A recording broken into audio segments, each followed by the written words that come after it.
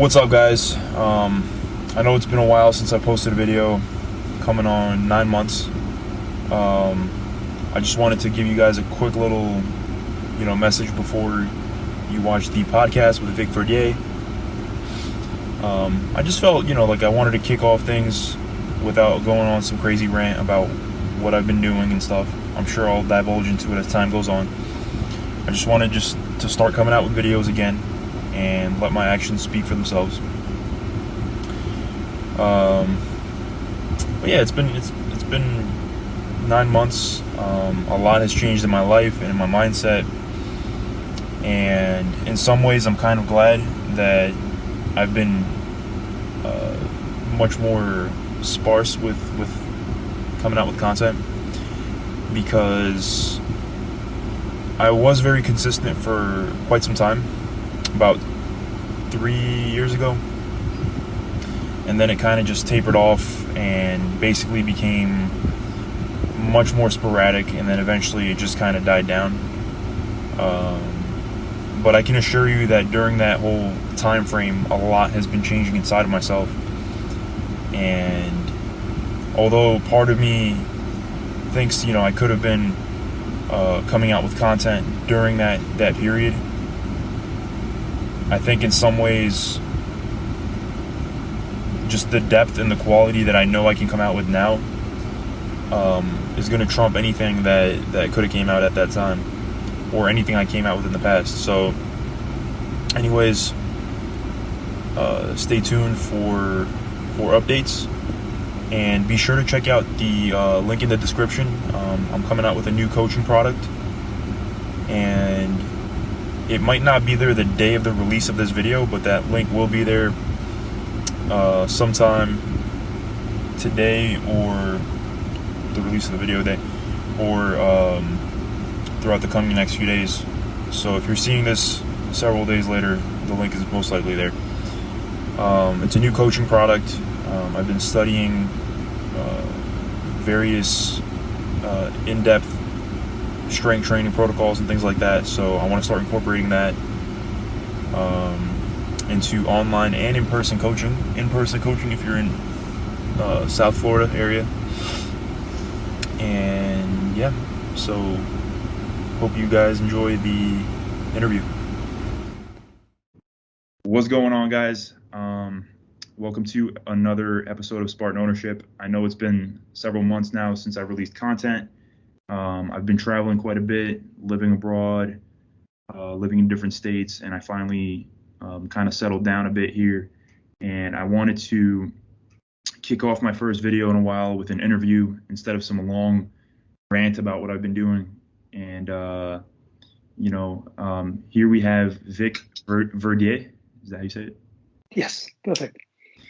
And I basically found him through StrongFirst, although now he has his own, he's doing his own thing, and he basically specializes in different forms of resistance training, and now you've come to combine it with men's coaching, from what I see. And Vic here also has a very interesting background, originally from France, having served in the military over there, especially when it comes to diving and things of that nature. And I know you've written several books on that topic as well. And now you're basically in France, actually, but you reside in the U.S. where you have a gym, right? Kettlebell? Kettlebell, yes, in Seattle, Washington. In Seattle, Washington. So yeah, go ahead and give the viewers a little bit more background on that, so that they know where to reach you, if anything, at the end of this podcast. Yeah, okay. So my name is Vic Verdier, yes, you're right, and you pronounce it properly. I have a very strong French accent, and because I grew up in Paris. I left France 20 years ago, something like that.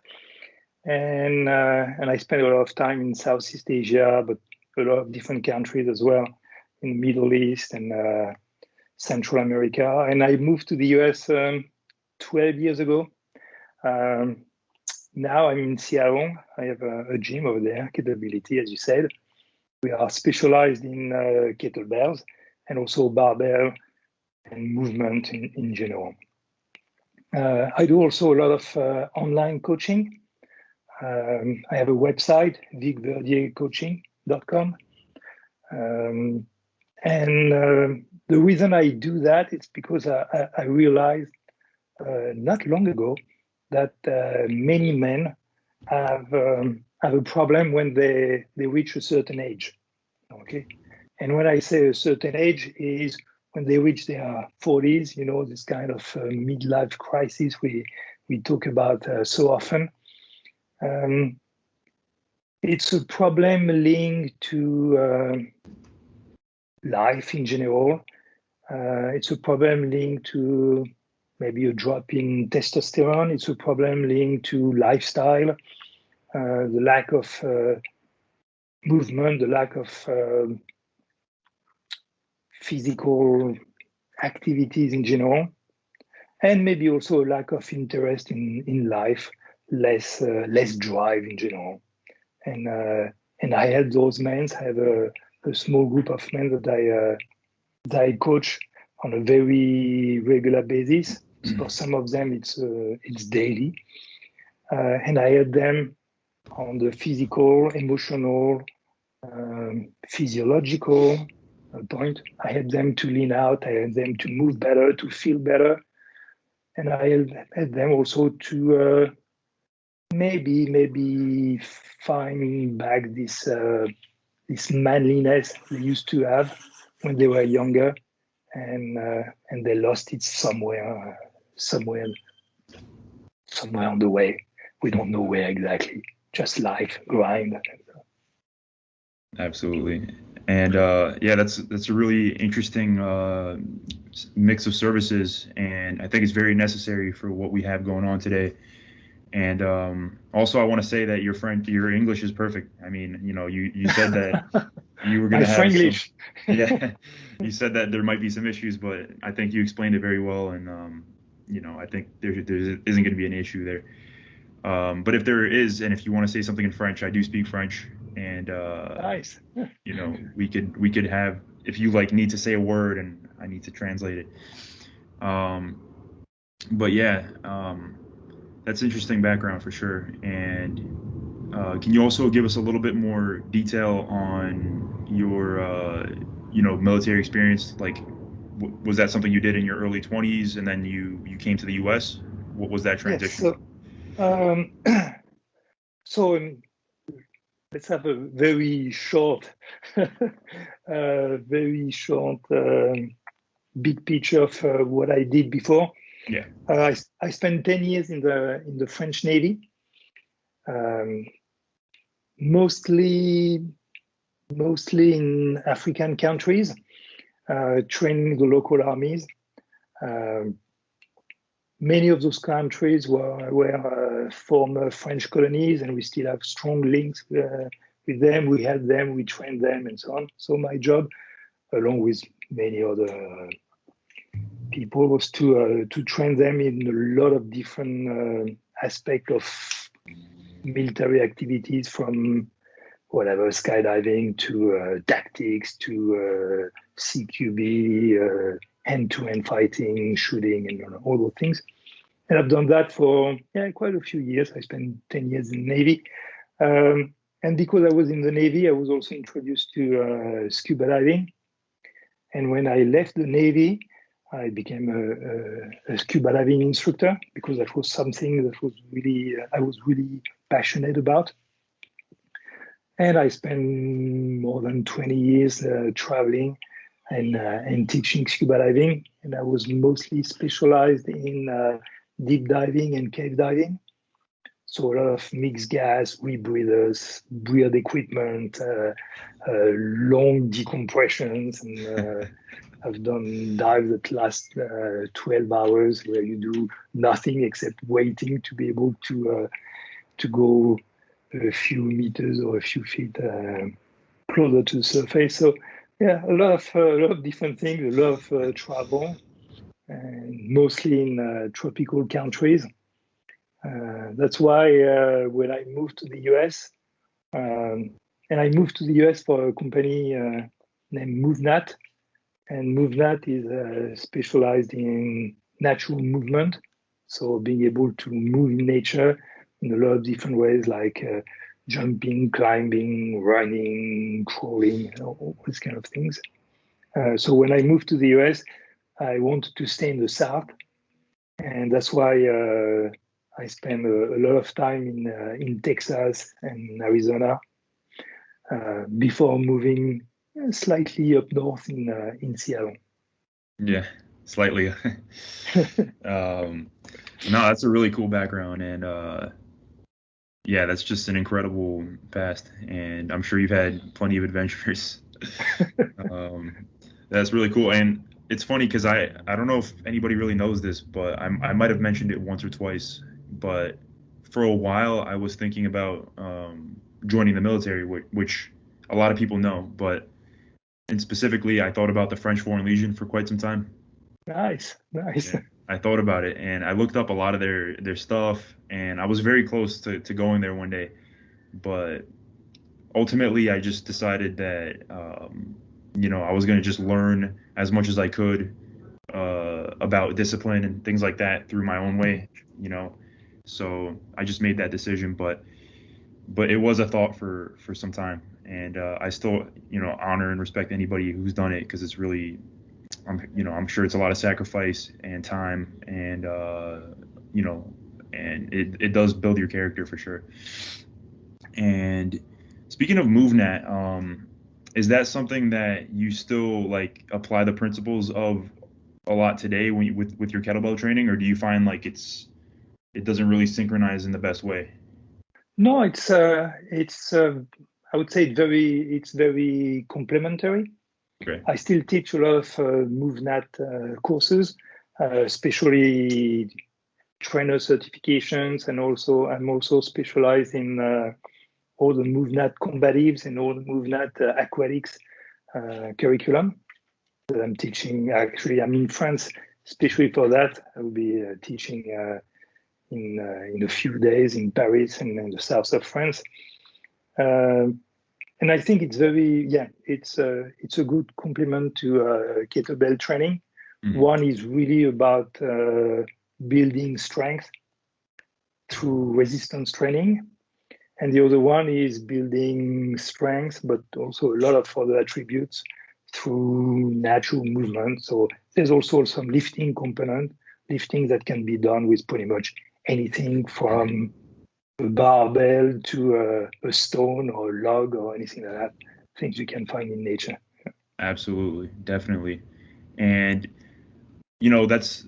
I'm sure a lot of people experience this kind of information overload these days where there's so many different types of programs and approaches to training, and it's hard for people to kind of choose like what they should focus on. And I spent a few months doing I don't know if you heard of starting strength. Yes. Yeah. Yeah. So I did that thing for like Mm-hmm. Marco Polo. I did like the linear progression for about 3 months with mostly barbell training, and I liked it and I did gain a lot of strength, but at the same time I kept feeling like I was missing out on different types of training, notably kettlebells or whatever. And now I do a much more flexible approach where maybe one day I feel like I could do more hypertrophy training, and then maybe another day I could do more body weight. So I'm like much more flexible right now. But what are your thoughts on rigidity versus flexibility for the average guy? Because most guys don't necessarily, in my opinion, need a very rigid program where they just do one thing or maybe just do barbells or whatever. It seems like people could kind of benefit from a more flexible approach. So yeah, what are your thoughts on that whole thing? Okay, so there's, in my opinion, there's two things. The first thing is time.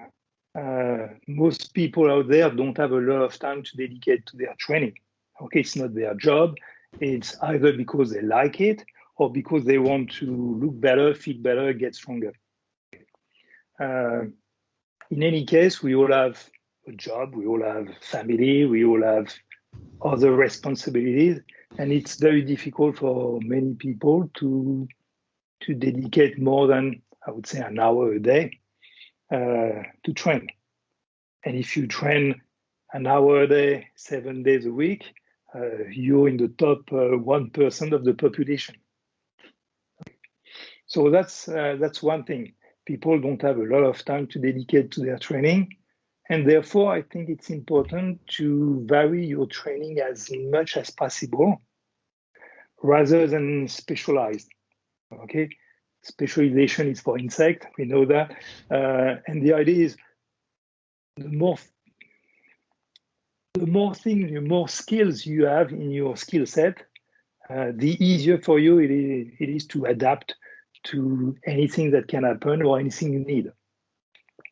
If you just lift, and I love lifting, okay, if you just do deadlift and that's the only thing you do, yeah, you get stronger in that specific lift, okay, and it's a good thing.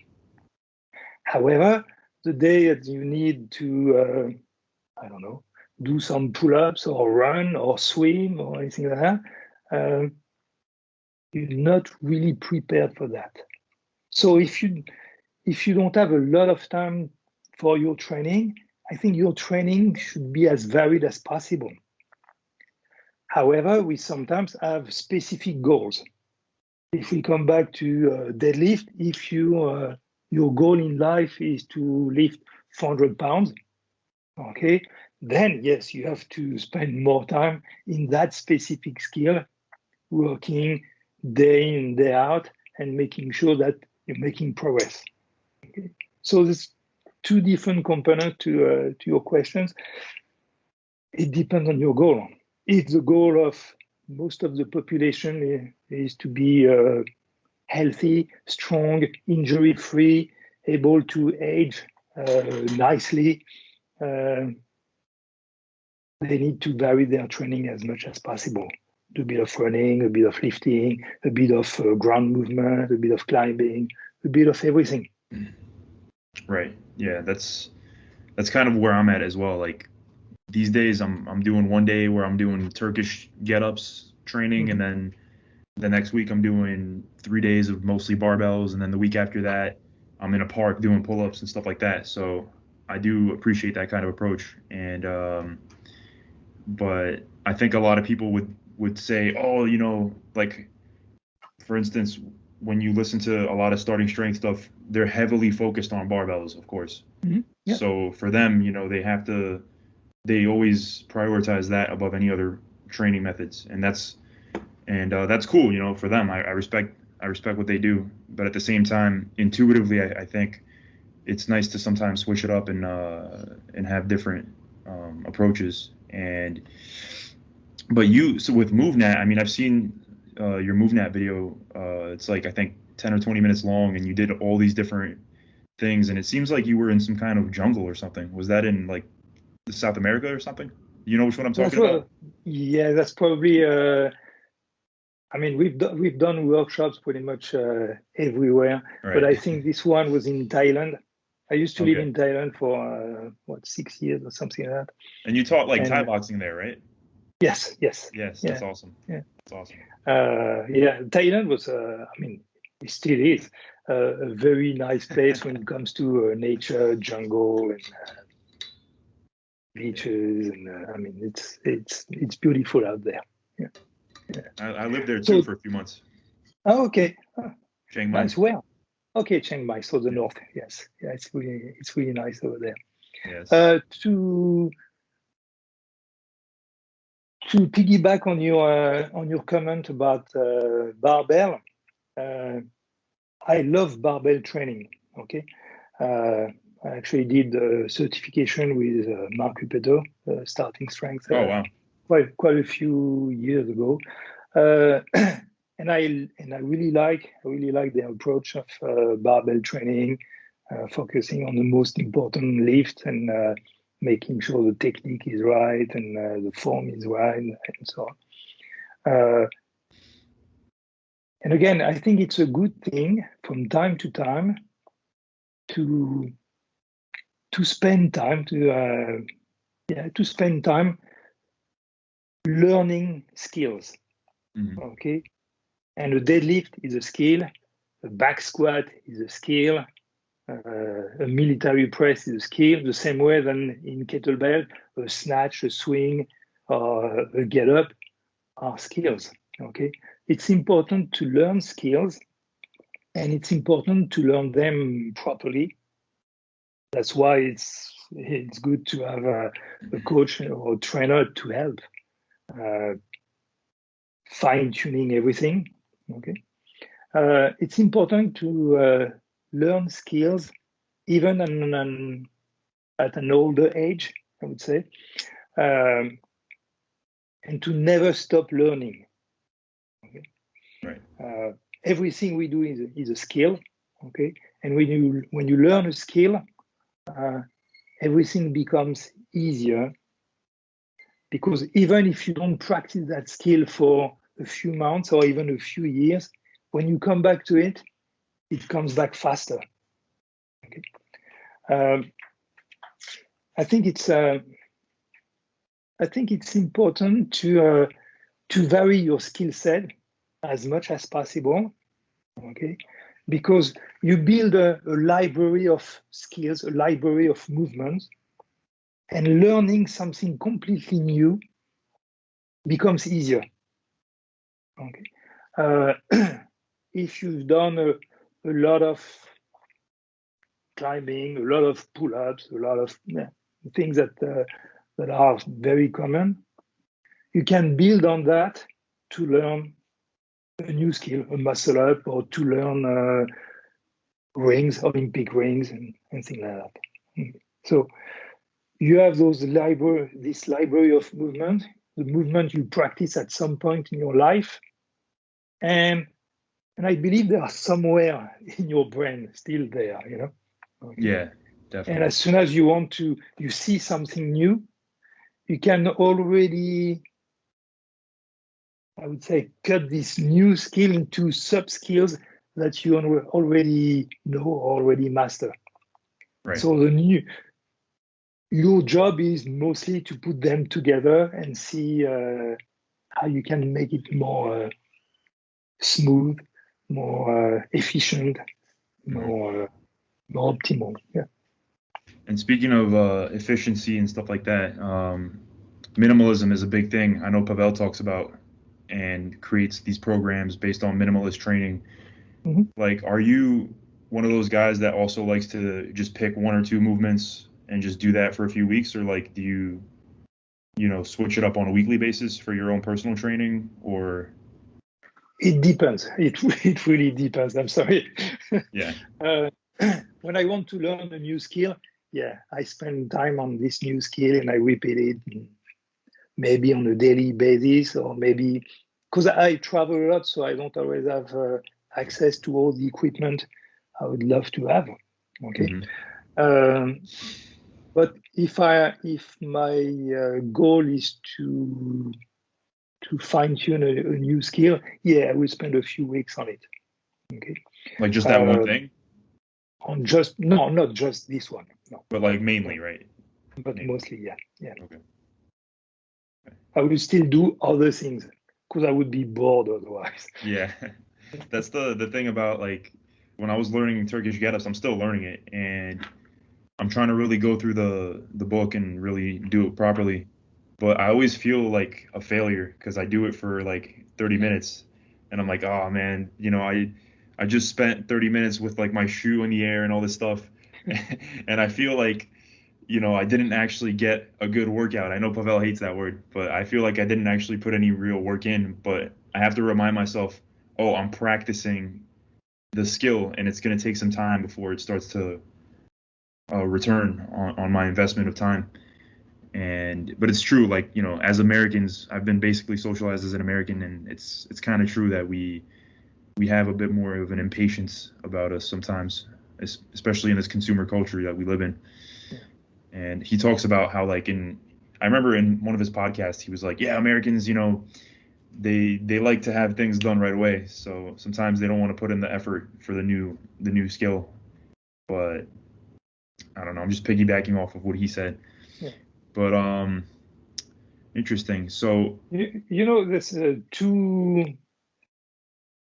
two secrets or two keywords when it comes to training, and it's not something that people want to hear, but unfortunately, it's the truth.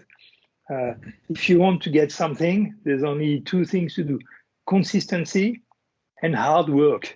Okay, because hard work for a limited amount of time doesn't do anything. Consistency without hard work doesn't do much. So you need those two components, and you will get where you want to go, unless it's a very unreachable goal. Okay, like gold medal at the Olympics. Nah, it's not going to happen. Okay, at least for me. Maybe for you, who knows? But but those two words, consistency and hard work, are the key to pretty much anything we want to achieve in life. absolutely, absolutely. And speaking of consistency and hard work, something I've been experimenting with quite a bit recently has been meditation, and it's been a very daily practice for quite some time now.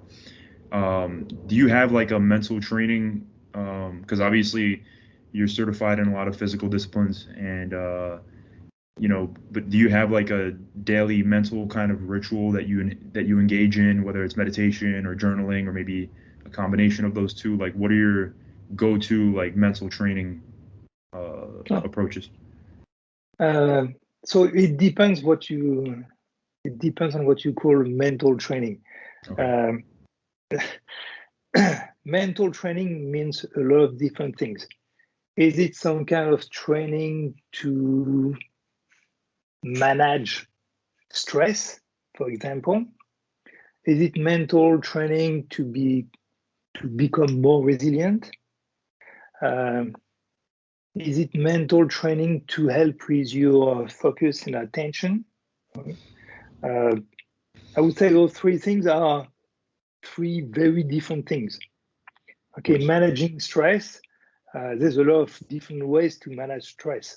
You don't have to meditate for that. It could be a good tool, but just walking in nature, just going for a run, just spending time on the beach looking at the sea. You can call that some form of meditation, but it's not actually structured like in transcendental meditation, for example. Okay, Right. It's not a codified practice.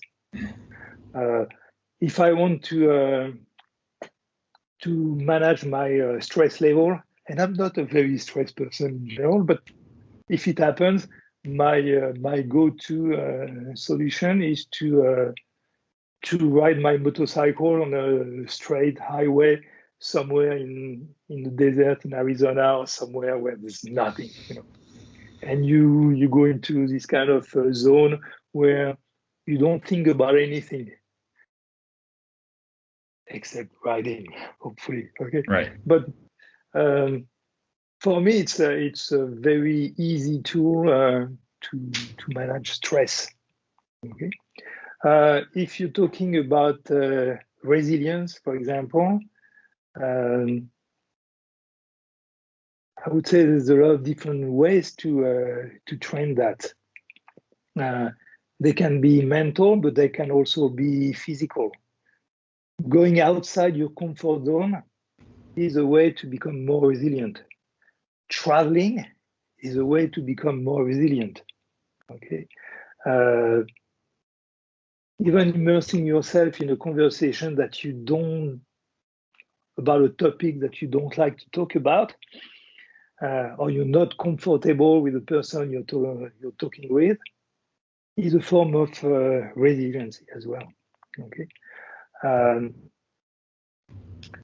And I would say now, if you talk about focus and attention, there's a lot of different ways to do that. And again, meditation is a good way for that. Mm-hmm. Journaling for me is a good way to do that. I don't do it daily because I don't feel the need for that. Right. Okay.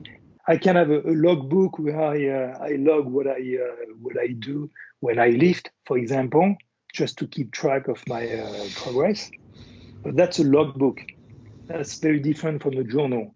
A Right. journal for me is something where I can put some ideas, some thoughts, some specific things that happen in my life, and I want to remember them in a few years and so on.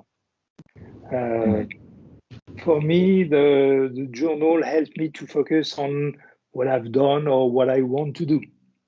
Okay, or some thoughts, some ideas about masculinity, for example. Uh, I put that on my journal, so it's my way to train my focus and attention.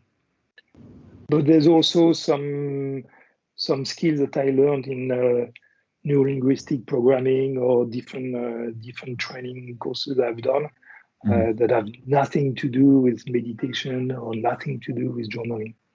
Right. Right. Absolutely. Yeah, that was a pretty thorough answer, and I like how you split it with the concentration, resilience, and stress building, stress relief Management, yeah. management. Yeah. No, absolutely. Yeah, because it's true. Like mental training could mean a lot of different things. You're right. Absolutely.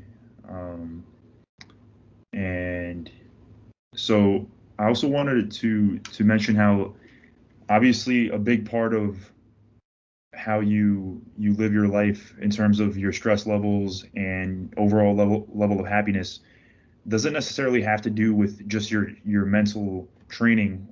It also has to do with just how you arrange your life, and Yes.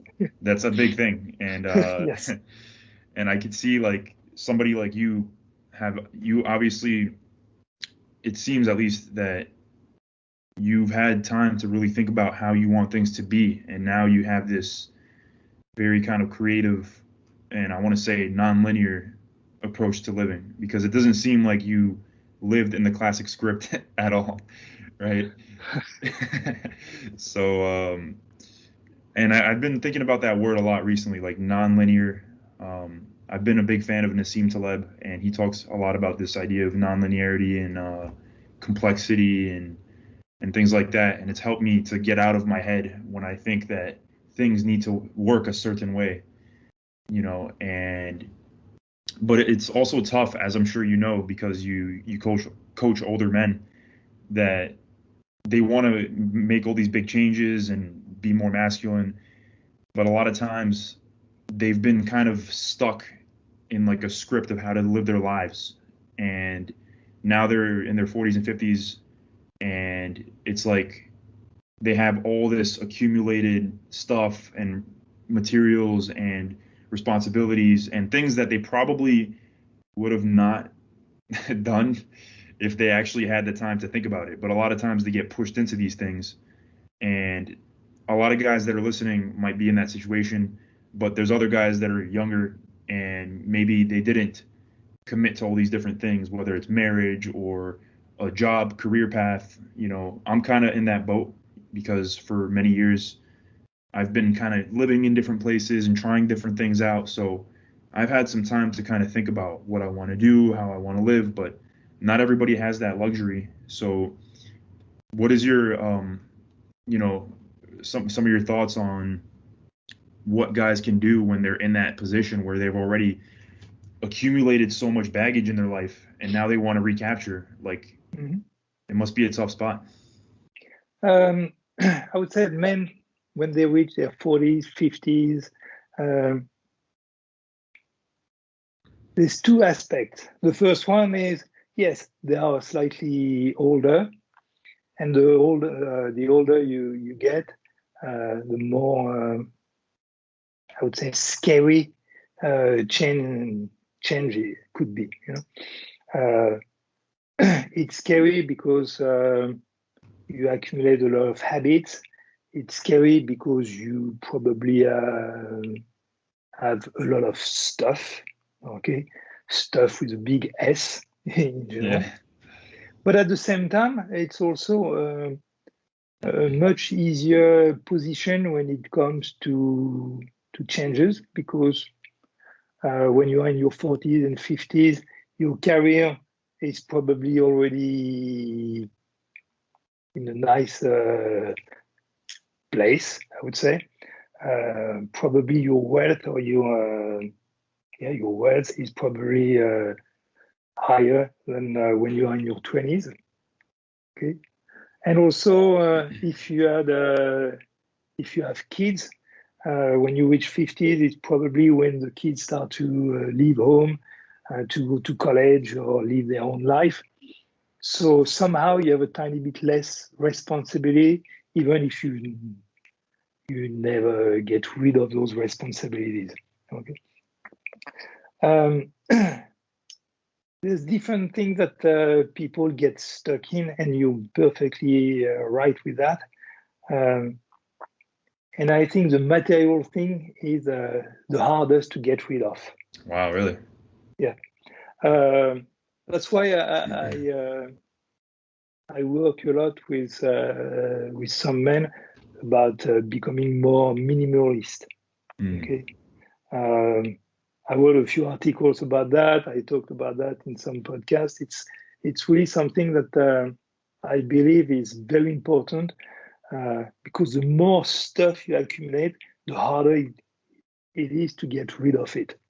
Okay, this kind of I don't know, emotional/financial link to these possessions we have. And being able to slowly get rid of them helps you to be less stressed when you decide to move, less stress when you decide to change your lifestyle, less stress when you decide to travel. So I think that's usually the first step. I'm a nomad by nature. I've been a nomad for many years, and everything I own fits in a bag that big. Okay. Wow. A small leather duffel bag, and it helped me to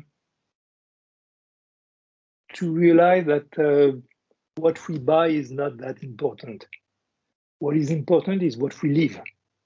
Okay, living like experiencing, I would say. Okay, being able to live a fulfilling life is way more important, in my opinion, than just accumulating stuff. And I don't know, around you, you probably see many people whose garage is full of stuff, full of crap that they will never use, but they don't want to get rid of it because they bought it, because they paid for it, because giving it away for $5 or even for free, it's like kind of painful, you know? Absolutely. So I would say becoming more minimalist is the first step in this kind of mental, emotional, physical freedom, even spiritual freedom, if you want. Okay. And then it's also prioritizing the goals we have in life. Okay. And everybody has different goals. For some people, family is the end all be all. For some people, it could be something different, traveling the world over. For some people, it's living the life of a billionaire, even if we are not a billionaire. I mean, everybody has different goals, and therefore, when you know exactly what you want from life, nothing will happen if you don't take the first step toward those goals. Absolutely. And sometimes when you start to prioritize again, and when you start to rid yourself of possessions, and you start to ask yourself, okay, what is it that I want to do? A lot of times the answer doesn't really come that easily either. Because there's been periods in my short life already where I've thought that this is going to be the way I'm going to live, and this is what I'm going to do for the next few years, and then things change so rapidly, and then I'm like, I don't know what the hell I'm doing anymore. And one thing I realized recently is I've kind of embraced that I'm not always going to know even my own kind of vision or purpose, and I'm sure that's sort of where a lot of guys are too in that middle stage, because they've been living this life for so long. Like they've been doing, let's say, their career for 20 years and raising their kids. Like they've had all these goals for so long, and now the kids are moving out, like you said, and maybe their career is starting to get stagnant. So what would you recommend if people like really don't know? Like maybe like would you recommend that people travel and kind of just be by themselves, or just try a bunch of different things, or like what are your thoughts on that? I would say the first thing I would do is to determine what I don't want instead of trying to figure out what I want. Okay? Because it's sometimes easier to think about what you don't want. There's obvious things you don't want. You don't want to end up in jail. So you can easily make a list of what you don't want. And then based on that, you have to try. You have to try different things. You have to see what you like, to see what you don't like, and so on. It's a bit like sport. It's a bit like countries you visit. There's places you like, places you don't like. There's sports you like to practice. There's sports you don't like. It's like relationship. Some relationship work, some relationship don't work. Mm-hmm. You have to try. You have to see. And the more you try, the easier it is to figure out what you actually want. Absolutely. And And yeah, go the ahead. other thing is, as you said, you can have all the best goals in your head, and everything is all codified and looks great on paper. Yeah. And then life, shit happens. Okay, and again, I have a very stoic way to see life in general. There's things you can control and things you cannot control. And unfortunately, I see a lot of people who are stressed, especially right now at the moment with everything that happens in the world. Yeah. I see a lot of people stressing for everything they have no control about. Okay, yeah. I mean, decide how you want to react to the events. Mm-hmm. The events you can do something about, and the events you cannot do anything about. Absolutely.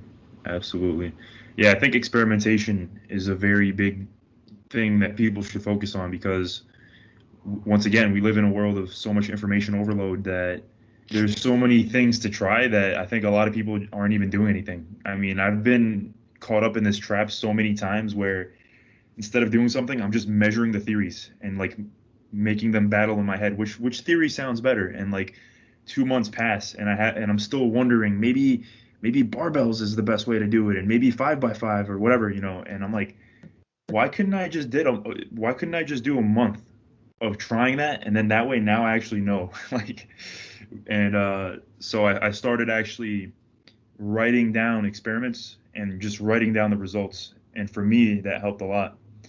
And but yeah, I think that's super key. And you have like such a wide background of actually doing stuff, so I'm sure you can speak from experience instead of just theoretical bullshit. And and you Yeah, mentioned stoicism, yeah. which I've also been getting into. Mm-hmm. And are you like, do you read like the main guys? I don't know. I get Seneca. Is that like your go-to people for stoicism or something? Or Yeah, I mean, I really like a guy named Ryan Holiday, yes. who is doing a Daily Stoic. He has a podcast as well, and he has some very interesting books as well.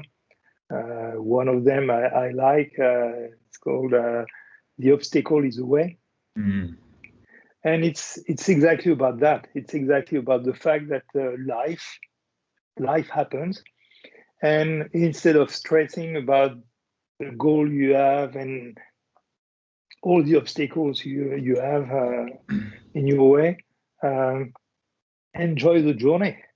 I mean, yeah. plenty of things, even things that are not necessarily good first impression, might be actually a good thing. It makes you stronger, more resilient. It gives you another perspective. It helps you to slow down instead of rushing toward your goal. It's like a motorcycle trip, you know. Yeah, okay. You're riding on the highway, and all of a sudden you have a lot of rain, torrential rain, like I had in Louisiana not so long ago. And your first reaction is, oh, shit. Okay. And your second reaction is, it's like a nice town here. Why not stopping here for the night and having a look and enjoying the place instead of trying to fight against gallons and gallons of water on my head? So you learn to see the good thing behind every obstacle in your way. Absolutely. Yeah, I don't know if you're familiar with a guy named Joko Willing. Look at my shirt. Oh, but exactly, you know. And his first reaction when he was in SEAL team was to do, every time there was an obstacle, was to do good. Yeah. So it's a different perspective, and I think it's a good one somehow. Okay. Yes, definitely. Yeah, I'm a huge fan of Ryan Holiday. Actually, right here underneath my desk, I have these two books. Perfect. Exactly. Nice. I've been studying a lot of his stuff, and it's really cool that you're into that. And yeah, Stoicism has been huge because it's such a practical philosophy that doesn't have the veneer of, like, you know, I'm sure even you maybe, that you've been through some kind of phase where maybe you were looking into Eastern stuff, and, you know, eventually you come to a point where the spiritual literature gets into some very theoretical stuff, like the law of attraction and all these different things, which, whatever, I'm not judging people that are into that, but I'm just saying it's a little bit less physical reality fact than it is more of an idea that you believe in, like a lot of the spiritual literature. But with Stoicism, it's like you can't go wrong because it's literally just dealing with reality in front of your face, and it's super practical and not very theoretical. So yeah. I'm a very down to earth guy. Okay, I believe in common sense, and I tend to be very practical and also very organized in my head by nature. Right. So for me, if I want to subscribe to any kind of philosophy or train of thought, or school of thought, sorry, it has to be really simple, because I'm a simple person, a simple mind, and it has to be really practical, something I can actually use on a daily basis. Absolutely, yeah. It kind of, no, 100%. It kind of makes me think of like the Indian gods and like some of the Hindu philosophy and stuff, and you'll see like thousands of gods and billions of different prayers and rituals, and I'm like, how does anybody keep track of this shit, man? But it's very beautiful. Obviously, it has a lot of cool. There's a very beautiful artistic element to all that stuff, and I'm sure people benefit from it. But it's like Stoicism is very simple. It's just finding your sphere of influence and all these different things, but ultimately very simple stuff. So absolutely. And I'm looking at some of the notes I was taking here during our talk, and what are we looking at? I did want to touch on one thing too here, which is a little bit, I think it's very important, honestly, and I think it should be mentioned if we're talking about masculinity, and it's basically pornography, and I think it is doing a lot of damage, especially to younger guys. And do you find that that's an issue for like a lot of older men or anything like that, or what are your thoughts on pornography in general, Do you think it's something that, it's okay if you do it occasionally, or do you think it's something that needs to be very much eliminated, in your opinion? Or maybe you don't have thoughts on it? No, I have some thoughts on it. Okay. And I think every guy, especially younger guys, at some point, when I grew up in Paris at a time where, I know that sounds crazy, but there was no internet. Mm-hmm. Okay. And the only pornography we had access to was either magazines, you could see in a sex shop, but you were not allowed to go there because you were not 18. Right. Okay. Or maybe some videos or some films on TV really late at night on encrypted channels. Okay.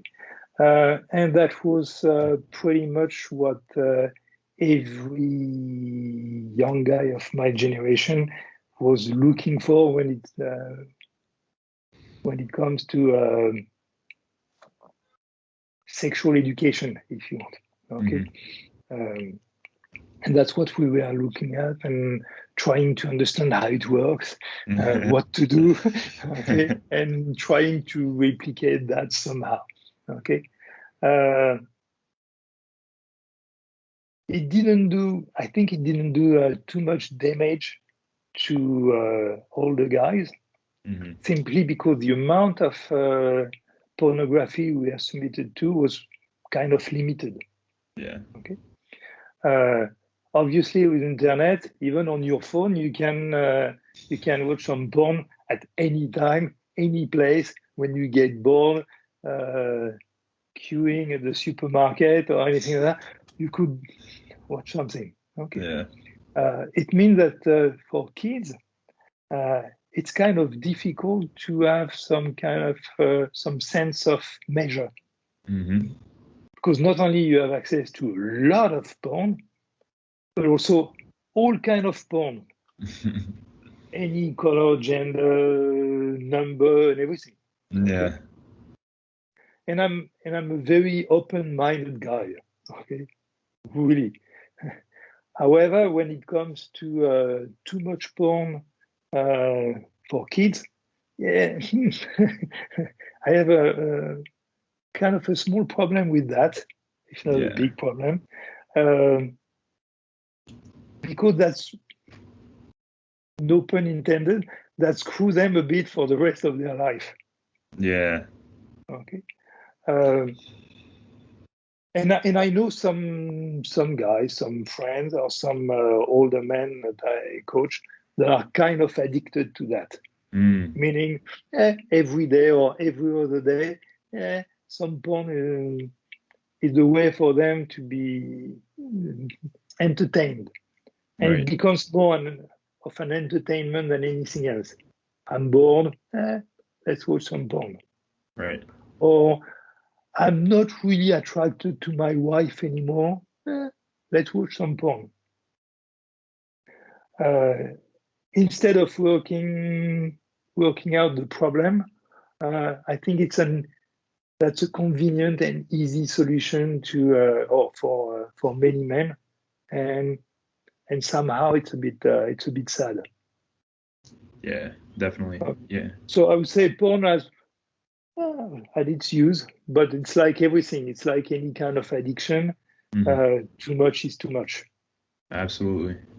I enjoy good food, but when you have too much food, that's an addiction. When you can't stop eating, that's an addiction. We know what kind of problem you end up with. Yeah. Same thing for any kind of entertainment, any kind of drug, any kind of anything somehow. Mm-hmm. Okay? A bit of moderation, a bit of measure always helps to get the most out of it, I would say. Absolutely. Definitely. And since we're coming to a bit of an end here, maybe a few last questions. Obviously, you've traveled a lot, and there's a lot of people that are younger probably listening that maybe never left the United States yet. And I think a lot of them don't understand how simple it could be to travel sometimes, and how you don't really need that much money to do it. You could pretty much get away with doing it on a pretty low budget. Like when I moved to Thailand, I probably had like I don't know, maybe $2,000 with me at the time, and that was enough to get set up over there. And I just wanted to maybe hear your thoughts on what you think about traveling minimalistically and maybe not putting it off until you're older, because it seems like that's what a lot of guys think, like, oh, I'm gonna get my job, then kid, da da da da da, and then I'm gonna travel when I'm older. And it's like, what are some thoughts on minimalistic travel basically? Um, I would say you don't need much money to travel. Having money helps. It helps a lot, obviously. Of course. But you don't need a lot of money to travel. It obviously depends on your destination. I mean, as I say, I spent a lot of time in Africa and Southeast Asia. Those two regions are usually pretty cheap. Okay, same things for South America in general. You have to understand that first of all, you have to be ready to sleep pretty much anywhere. Okay, if you don't want to spend a lot of money, most of your budget usually is in hotel or accommodation.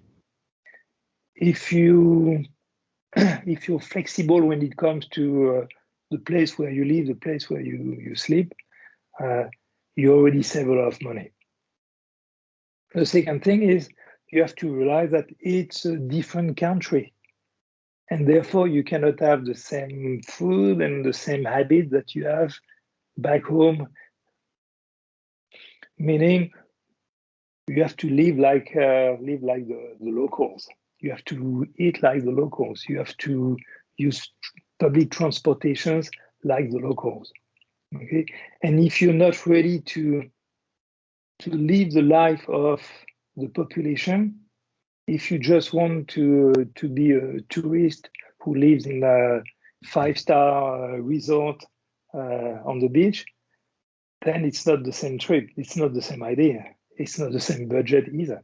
Okay, so I think traveling is meeting people. Traveling is opening your mind and your view on different ways to think, different religions, different customs, and so on. And therefore, you have to be ready to adapt, be flexible, and then you will have a lot of fun. You will enjoy it. Right? Absolutely. And you also mentioned the drop in testosterone. I just made a note here. I'm kind of just firing off a bunch of questions to end it off. The drop in testosterone, a lot of guys are getting on TRT. Any thoughts on that? Yeah, I think that's the magic pill that a lot of people like. The easy way, the convenient way. Right. Okay. Not enough testosterone? Okay, let's get some. Yes. And instead of getting them, I think it's sorry. It's more natural, and it makes more sense to me to see how I can produce more testosterone. And there's plenty of natural ways to do that instead of just relying on drugs and pills and creams. And I mean, yeah. The magic pill is valid for everything. It's valid for fitness, it's valid for diet, it's valid for testosterone. And I don't believe in magic. Okay. Yeah, I like that approach, natural approach. Believe it or not, a lot of guys, I'm actually in Miami, Florida right now. And a lot of guys that I know that are in their 20s and 30s are already, believe it or not, getting on testosterone just because they want to make progress in the gym. And, they think that it's going to make their gains go through the roof and all this kind of stuff. And I'm just thinking, man, that's a huge risk right there, because now a lot of them are going to be stuck on it for life, or their ability to produce it naturally is compromised, and just a few thoughts. It's a very short-term view, in my opinion, especially when you're in your 20s. You shouldn't have any problem with that. Yeah. And do you believe in like eating, steak all the time and stuff like that? Like, what's your a few top ways for natural testosterone production in your experience? I mean, yes, meat helps, magnesium helps, living a more natural life, being exposed to sun, vitamin D, and so on, that helps. Um, Sorting out the lifestyle, sleep, stress, that helps a lot. I mean, there's a lot of different ways to help someone to regain the level of testosterone that they used to have 10 or 20 years before. Yeah. Absolutely. All right, cool. So I guess we'll wrap it up with that. We went into a bunch of different topics from traveling to kettlebells, barbells, testosterone production, porn, spirituality, a bunch of different things. I had some thoughts on for future references if you're interested. I had some thoughts about doing kind of experimental podcasts where, Mhm. because I feel like a lot of podcasts nowadays are in many ways similar to others, or like the information is somewhat readily available. So I was thinking of creating podcasts as well where um, we could take like a book, for instance, and then that you're familiar with, and then sort Mhm. of like dive into the different concepts and hear your commentary about it or whoever. And because that's That's also nice. interesting. Yeah. Yeah. Yeah. That's a cool one. That's a good idea. Yeah, yeah, because it's one thing to read a book, but it's another thing to hear somebody else affirming or denying, certain Mhm. concepts. Because a lot of guys reading books and taking in information, they get so caught up and they think that this is exactly how they have to live, but they don't understand that it's theory. It's not. There's no context. So it would be interesting to take passages from a certain book or a certain text, and then hear somebody who has experience kind of explain, hey, this is what I did experience, but this is kind of something that I would be more careful about following. Whatever, just an idea for something. No, that's good. I like it. I think that's a Awesome. good idea. You should do it. You should really Awesome. do it. Yeah. Thanks. All right, cool. So we have your contact info. Vic, it was a pleasure. I really appreciate it, and I'm honored to have you now on the history of this channel. And uh, yeah, man, thanks so much. That's a pleasure was all mine. Thank you.